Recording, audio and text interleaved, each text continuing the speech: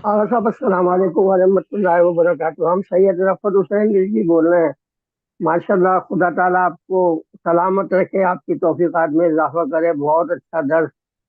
हमारे सवालात तो बहुत सारे हैं, मैं आपका नंबर लेके उस पर सवालात करूंगा। बहुत सारे हैं हमारे सवाल, मगर अभी हमारा सवाल ये है आगा साहब, अभी आपने बताया सुफियान और मरवान माविया के इन दौर के अंदर चार इकदाम इन्होंने करे थे, जैसा कि अभी आपने आखिर में चार इकदाम बताए उन्होंने करे हुए थे अपनी हुकूमत के लिए। तो वो दौर आजकल भी वो दौर चल रहा है। इस दौर में भी आज के दौर में भी वही चारों इकदाम चल रहे हैं आगा साहब। अब हमको बिल्कुल। उससे उससे उससे बचने का कोई तरीका बताएं। वो 1400 साल से वैसे ही हो रहा है, और अभी इस वक्त से बचने के लिए क्या करें। वही वही चारों इकदाम चल रहे हैं जो आपने अभी पढ़ के बताया मौला इमाम हसन के उसमें दौर में। तो वो हमें इससे बचने।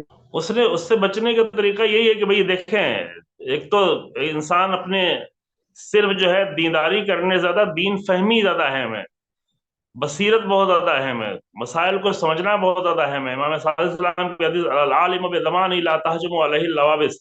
जो अपने जमाने का आलिम होता है, आलिम तो अमामा नहीं, आलिम यानी इल्म रखने वाला, जो अपने जमाने के हालात से आगाह होता है, उस पर शक व शुबहात का हजूम नहीं होता, खतरा नहीं होता है।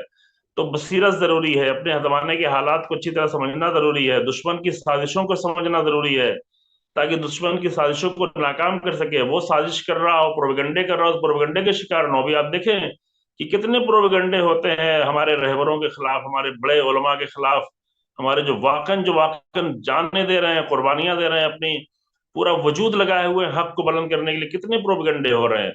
तो उन सब का शिकार ना हो, और दूसरी तरफ से दुश्मन को, जो हक के दुश्मन है, जो अल्लाह के दुश्मन है, जो दीन के दुश्मन है, उनकी चालों को लोगों के सामने वादे करे। बहुत सारे हमारे जवान जो धोखे में पड़ जाते हैं, उनके सामने वादे करे। और ये सारे जितने भी तरीके हो सकते हैं, ताकि खुद को भी बचाए। और सिर्फ तनहा खुद को बचाना काफी नहीं है। अगर हमारे आसपास के लोग तरह तरह के साजिशों का शिकारी होंगे, तो हम अकेले बच के क्या कर लेंगे।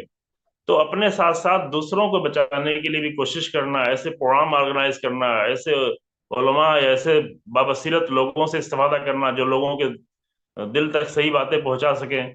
ये सारे बहुत सारे तरीके हो सकते हैं जिसके जरिए से बहरहाल बातिल की साजिशों को नाकाम करना, जो अहले बैत अलैहिस्सलाम ने किया। अहले बैत ने, माविया ने जितनी भी चालें चली थी, जितनी भी साजिशें की थी, इख्तदार रहेगा और फलां रहेगा और ये इज्जत रहेगी, इतने साल के इख्तदार तारीख में नाम रहेगी। अभी नाम क्या है? अभी सारा नाम जिल्लत के साथ है। अभी सुफियान, माविया और यजीद का अपने बेटे को हुकूमत देने के लिए कितनी कितनी चालें चली थी, कितनी साजिशें की थी, लेकिन अहले बैत अलैहिस्सलाम ने सबको नाकाम कर दिया। और तमाम इंतहाई ना, ये आखिरत की जिल्लत और रुसवाई तो दूर की बात है, वो तो बहुत बड़ी जिल्लत और रुसवाई है, लेकिन इस दुनिया में भी निहायत ही जिल्लत और रुसवाई के सिवा और क्या बचा रह गया है। ये किस लिए हुआ है? ये इसलिए हुआ है, कल भी सवाल किया था, परसों भी इफ्तिखार ने, ये इसलिए हुआ है क्योंकि आइम्मा अलैहिस्सलाम ने उनकी चालों को नाकाम किया है, उनकी साजिशों को बुरी तरह से नाकाम कर दिया। वही काम हमें भी करना है कि दुश्मन की साजिशों को अपने तौर पर भी नाकाम करना है, और लोगों तक भी ऐसी बातें पहुंचानी है कि ताकि लोग दुश्मन की साजिशों को नाकाम कर सके। और हमारे दरमियान में जो धोखा खाए हुए लोग हैं, उनको जहां तक हो सके समझाएं, समझा के पलटाने की कोशिश करें। नहीं समझ सकते उनके चेहरों को भी रोशन करें, ये धोखा खाए हुए लोग हैं, ये दुश्मन की चालें चल रहे हैं, दुश्मन उनको इस्तेफादा कर रहा है। बहुत सारे लोग हमारे बहुत सारे मुल्कों में जो जो भी काम करते हैं, उसे दुश्मनी को फायदा होता है। नफरत की बातें, इत्तेहाद तोड़ते हैं, शिया सुन्नी के मसाइल छेड़ते हैं, तफरीकेबाजी करते हैं, मुसल शियों के दरमियान में इख्तलाफ पैदा करते हैं, एक दूसरे के लिए साजिशें करते हैं, एक दूसरे के खिलाफ प्रोपेगंडे करते हैं। ये सारी चीजों से दुश्मनी को फायदा हो रहा है ना। तो ऐसी हर चीज से लोगों को आगाह करना जरूरी है। आगाही बहुत ही ज्यादा अहम है, जो इमाम की हदीस में भी आएगा, इमाम को, लोगों को आगाह होना चाहिए।